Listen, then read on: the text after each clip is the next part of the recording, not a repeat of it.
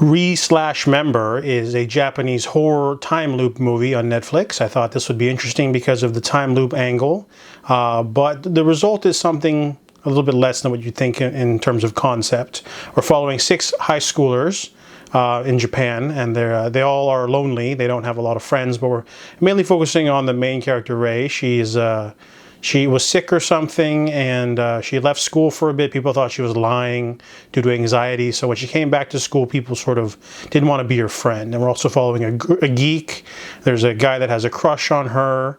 There's a class president or something. There's a couple females in there. There's one sporty guy who went to a different school, but he's not there at the moment. But basically, at midnight, they all find themselves at the school when it's empty, and they have to play body search. Apparently there was a little girl that was murdered, and her body was scattered throughout the school. So every night they have to find the body parts to build the corpse in order to break the curse. And if they don't, the red one finds them. She's like a little ghost girl that is covered in blood, murders them in vicious ways. So this movie does have a cool concept, right? It's almost like a video game where, if all the members die, you have to restart the day at 7 a.m.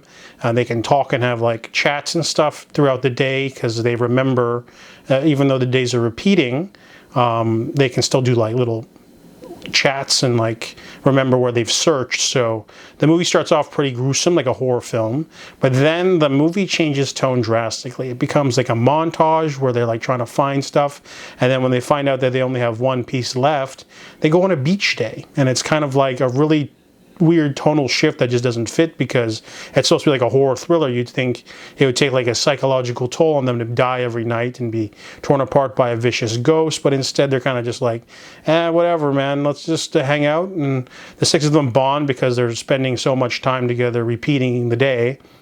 But overall, there's a little bit too much teenage drama stuff going on, not enough monster slashing, and it's a low-budget movie, so a lot of the kills are off-screen or implied, and then they introduce the concept of a large monster at the end, like a boss, before they can find the final item, so it ends up being a little bit more exciting, but overall, the sum of its parts is pretty boring and generic. It's just kind of like an okay horror film. It's not very memorable. The characters don't have enough development, so overall, you don't even get the pulpy thrills at the very minimum.